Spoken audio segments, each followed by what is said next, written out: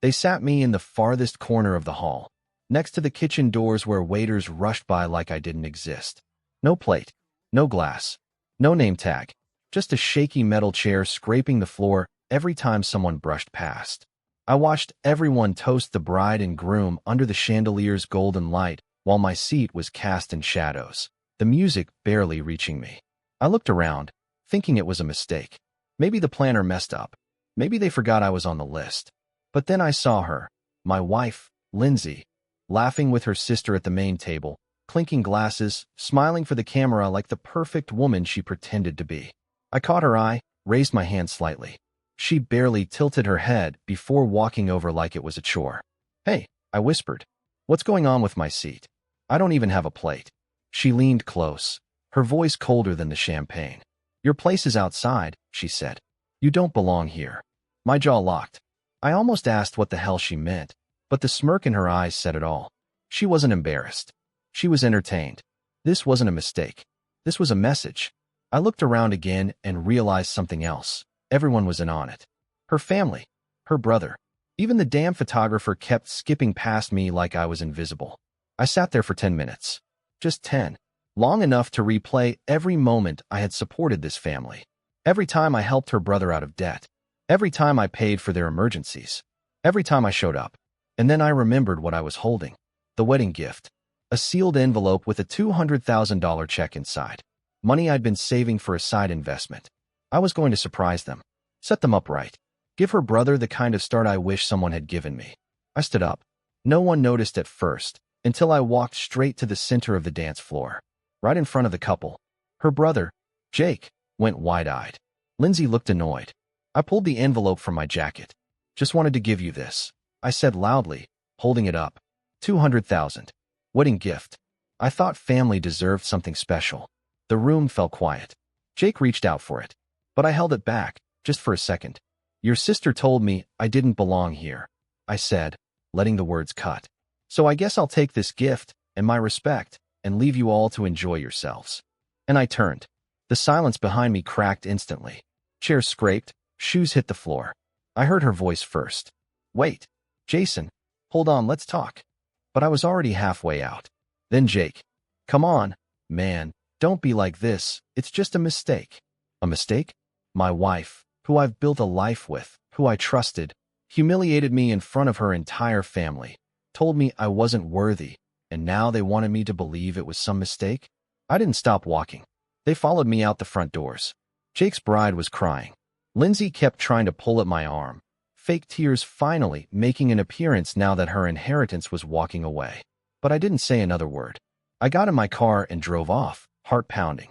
And here's the part one didn't tell them. The check was real, but I'd already canceled it that morning. Because 3 days before the wedding, I found the text messages. And that's where the real story begins. 3 days before her brother's wedding, I sat in my car outside a hardware store, scrolling through my phone while waiting for a paint order. A routine Saturday. Nothing special. But I noticed something odd. Lindsay's second phone had been syncing to my cloud account. She used it for work, or so she said. She never let me touch it. I always found that strange, but I didn't push. She was a professional, always juggling clients. Right. That day, I saw the sync notifications by accident. When I clicked it, I opened her message archive. And everything changed. The first thing that hit me was the name, Travis G. I didn't know any Travis G, but Lindsay sure did. There were dozens of messages, photos, and late-night voice notes. She wasn't just talking to him. She was pouring herself into him. "Last night was insane. I can't believe I let you do that in his house. I felt like a goddess. You're the only one who actually makes me feel seen. He's such a bore. You make me feel alive." My hands started shaking. It was like my body was rejecting the words I was reading. Like my brain was trying to buffer reality. My ears rang. I felt heat spread across my neck. One picture showed her in my t-shirt. The one I gave her on our second anniversary. Only she wasn't wearing much else underneath. And her legs were draped over someone else's, Travis's, I assume, on our living room couch. I felt sick. I stared at the screen for almost 15 minutes, scrolling down message after message. She'd been seeing him for nearly 6 months. That entire time she'd been sleeping next to me, eating dinners I cooked, telling me she was too tired or too stressed from work.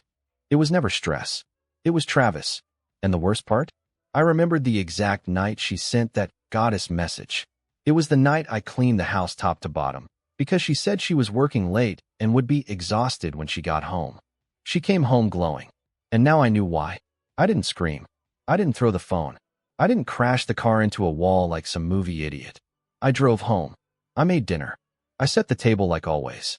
And when she walked through the door, kissed me on the cheek, and said, "You're too good to me," I smiled. Because I had already started planning everything. I canceled the check that same night. I logged all the messages, photos, and timestamps. I hired a PI and had him pull receipts and photos for backup. I called a lawyer friend and told him to be on standby. I even created a backup account and stored everything online in case anything happened to me or my phone. For 3 days, I pretended everything was fine. I played the perfect husband. We even sat down to plan her brother's wedding gift together. She was so fake it made my skin crawl. "You're always so generous," she cooed, laying her head on my chest. I wanted to vomit, but I needed her to stay clueless until I could make my move. See, this wasn't going to be one of those stories where the betrayed husband cries in the shower and forgives the moment she cries. No, I was going to carve this betrayal into stone. She wanted to treat me like I didn't belong. I'd show her what it felt like to be discarded. I'd show her what it meant to lose everything. And her brother's wedding. That would be the beginning of it all. The morning after the wedding, the house was quiet.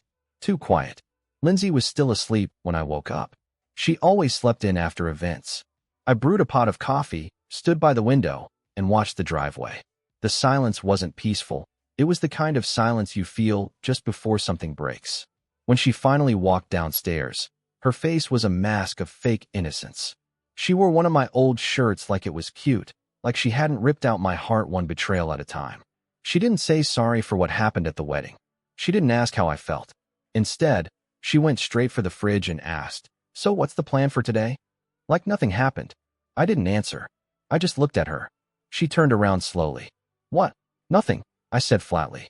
"Just wondering if I still belong in my own kitchen." That got her attention. She narrowed her eyes. "Oh, come on, Jason. Don't be dramatic. It was just a joke." Everyone was stressed. "Right," I said. "And when you told me I don't belong at the wedding, that was stress too." She rolled her eyes. "Jesus. I was kidding." "No, Lindsay. You weren't." She went quiet. For a second, she tried to play the sweet card. Stepped closer. Softened her voice. "Look, I know that night got messy. I didn't think it would come across so harsh. I'm sorry, okay?" I stared at her for a long moment. "Who's Travis?" Her face twitched. And that twitch, that split-second flinch, was the real confession. She froze. "What?" I repeated, slower. "Who is Travis?" She blinked rapidly, searching for an angle. I could see it, the calculation behind her eyes. She wasn't shocked that I knew. She was panicking that I said it out loud. She went with denial first. "I don't know what you're talking about." I nodded. "Okay, then I'll just read you a few things he said about your legs last Thursday at 2:18 a.m. You know, after you told me you were sick and went to sleep early." Her lips parted slightly. A flicker of guilt. Then rage. "You went through my phone." I laughed. Laughed so hard it felt like my ribs would crack.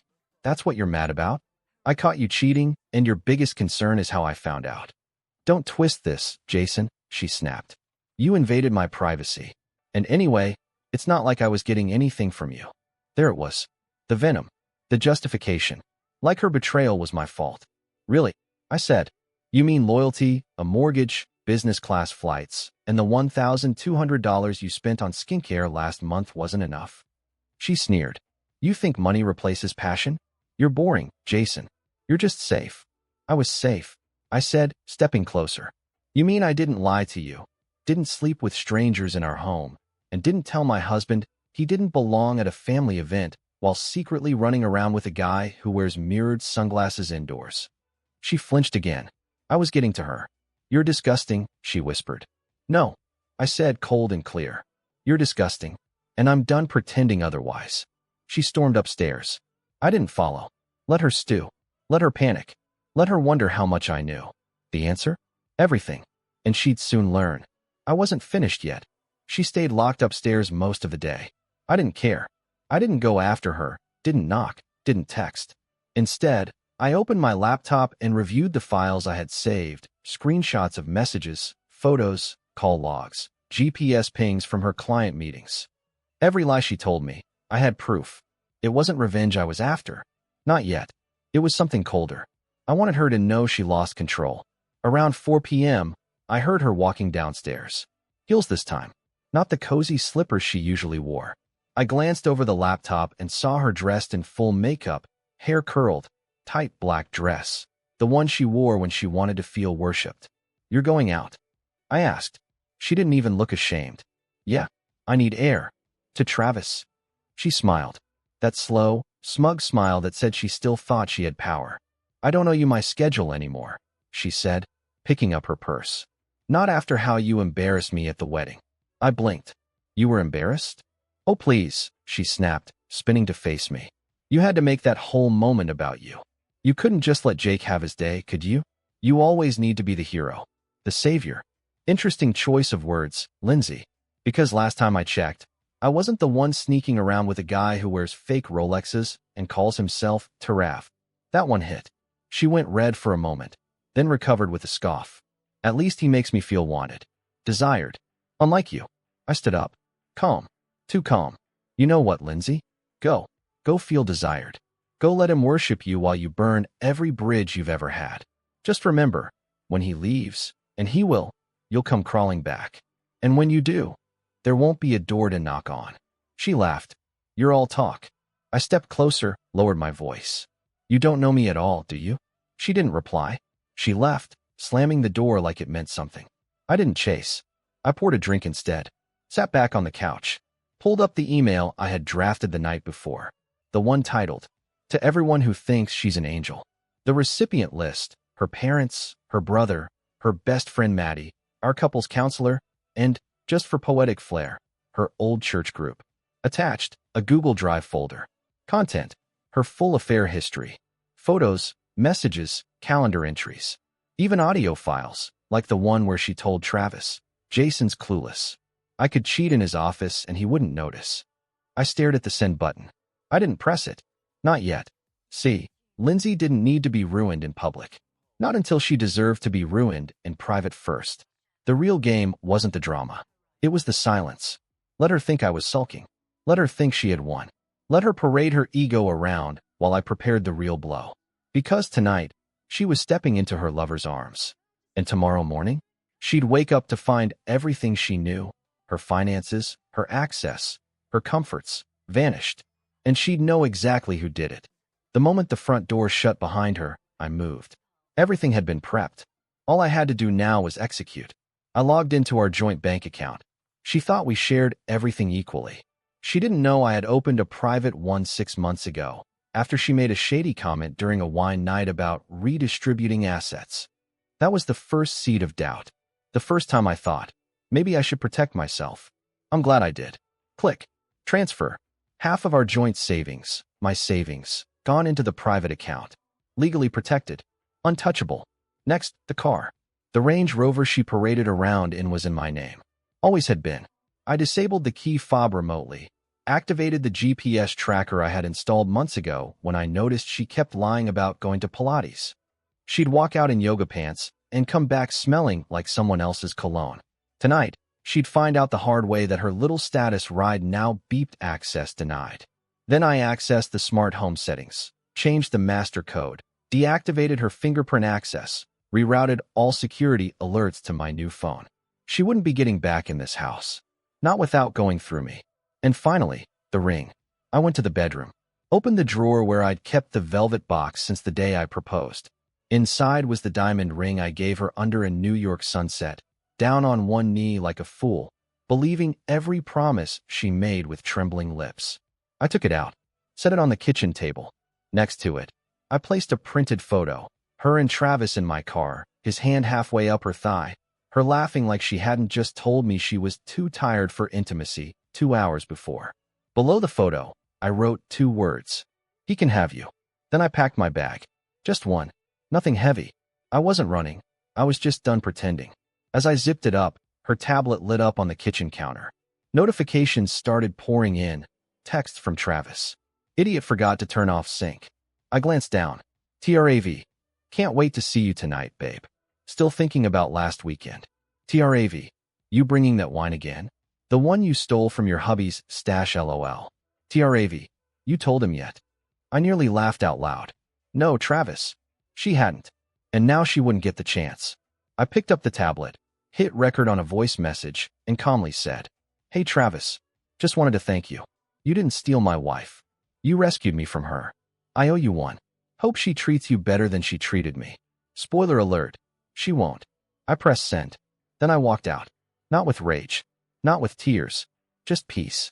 The kind that comes when you finally stop asking why and start saying goodbye. I drove to the guest house I had already rented, quiet, outside the city, paid for in cash. No one knew where I was going.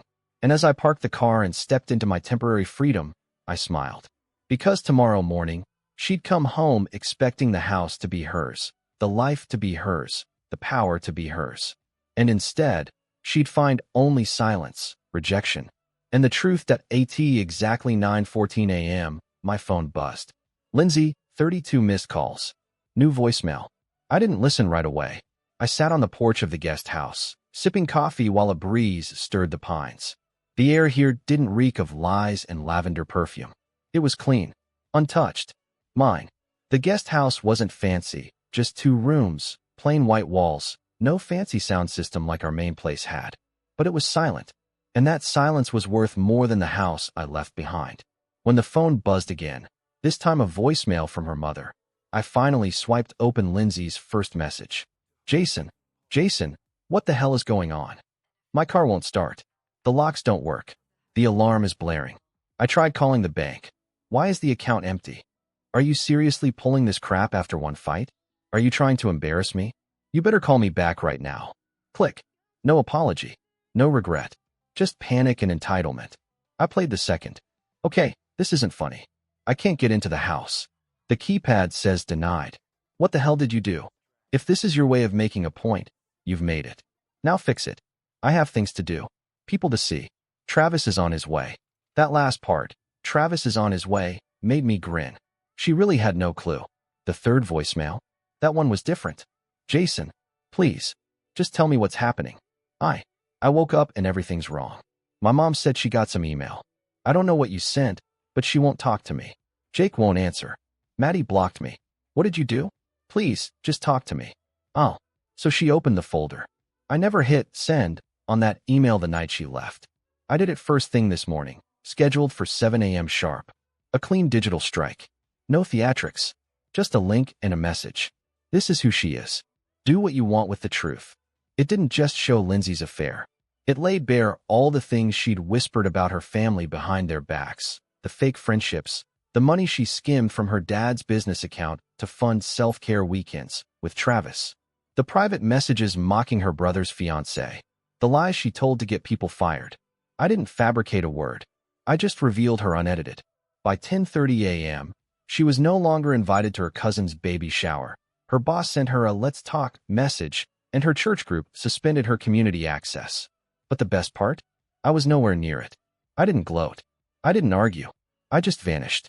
By noon, she showed up at my office. She still had access to the front lobby. My assistant didn't know yet. She tried to storm through, yelling, demanding, red-eyed and furious. But I wasn't there.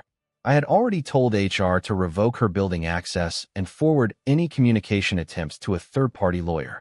That afternoon, her voice changed. The voicemail softened. Jason, I didn't mean for things to get this bad. You didn't have to go nuclear.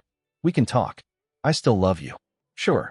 She loved me now, when the accounts were locked, the house was sealed, and Travis had vanished the moment she lost her shine. I didn't reply. Instead, I updated my will, had my name removed from any joint investments, and filed the official separation papers. I left a copy of the documents with her lawyer, along with one final letter. You said I didn't belong. So now I don't. This life is yours to keep. But the peace? That's mine now. 2 days later, the silence became delicious. No more buzzing phone. No more guilt-tripping voicemails. No more self-righteous rage. Lindsay had finally stopped calling. I figured the shock had calcified into numbness by now. She was probably curled up somewhere, scrolling through old pictures, wondering where the control went. But I already knew. It went with me. I spent that morning walking through a local market, breathing air that didn't feel like betrayal.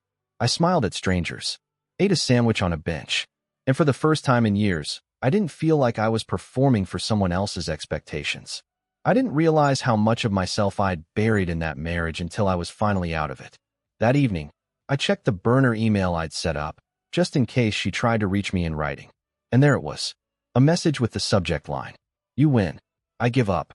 Curious, I clicked it open. It wasn't long, just a single paragraph, but every word was heavy with venom laced in desperation. "You destroyed everything, Jason. Everything I built, everything I had. It's gone because you had to be dramatic. Fine. You win. I get it. But know this. You didn't just break me. You broke yourself too. No one will love you like I did.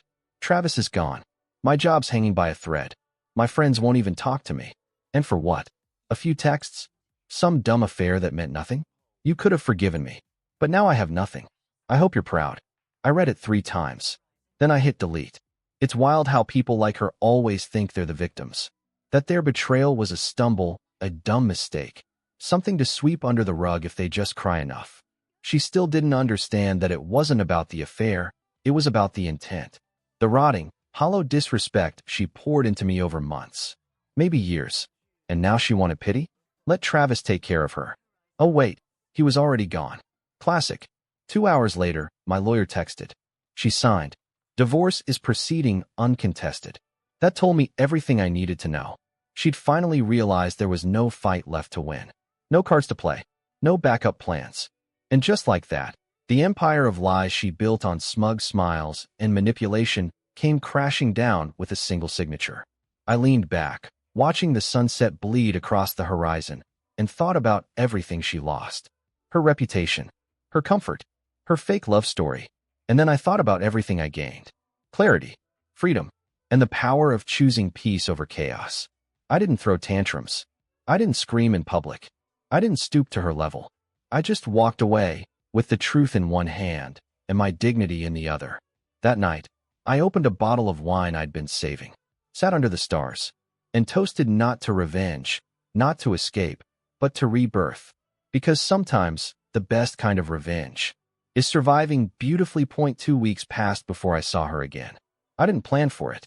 I was walking out of a coffee shop downtown, holding a cappuccino and humming to myself, when I saw her across the street, standing still, dressed in all black like she was in mourning. Maybe she was. She saw me. Of course she did. And for the first time in all those years we shared a home, she didn't run toward me. She didn't shout. She didn't cry. She just stared. Her makeup was flawless, but her posture betrayed her. Shoulders tight, arms folded, chin trembling ever so slightly. She was crumbling behind the mask. She mouthed, "Please," as if the world owed her a reset. But I didn't stop. I didn't look back. Because there was nothing left to say. I'd said it all without saying a word. And that's when it really hit me. Not just the betrayal, not the affair, not the public humiliation, but the freedom of walking away from someone who never saw your worth until it slipped through their fingers. She had everything, my trust, my loyalty, my protection, and she threw it away for cheap thrills and whispered lies in the dark. She thought I'd never leave. She thought I'd forgive. She thought I'd fold the way I always used to when she pouted and said, "You're too sensitive." But I didn't fold. I burned the house of lies she built and walked out through the ashes, cleaner than I'd ever been. And now, I want to talk to you, the man reading this who's wondering if he's crazy for feeling what he's feeling, for noticing the shift in her tone, the cold shoulder, the sudden nights out that come with no explanations and too much perfume. Let me be clear. You're not crazy. Your gut knows. And if you found this story because you're searching for signs, here's your sign. Don't wait for her to respect you. Don't beg for her to choose you. Don't lose yourself trying to fix a woman who delights in your destruction. I lost sleep. I lost weight. I lost years of peace trying to be the perfect man for someone who never wanted a good man. She wanted a toy she could control, a man she could insult, belittle, and manipulate while wearing the mask of a good wife. But now I don't wait for anyone to choose me. I choose myself. I built a new life, brick by brick, with boundaries, truth, and real self-worth. I no longer answer calls from the past. I no longer entertain people who only clap when they benefit. And I no longer need closure from someone who was never honest to begin with. You might be hurting right now. You might feel lost, ashamed, betrayed. But brother, hear me. You're not broken. You're being remade. There's life after her lies. There's strength after her silence. And there's peace on the other side of goodbye. I'm living proof. And if I could survive her, you will too. This is your moment to reclaim everything. Your peace, your pride, your power. And if she ever dares to look back, wondering why you never chased her, let her remember, you didn't belong in her shadow.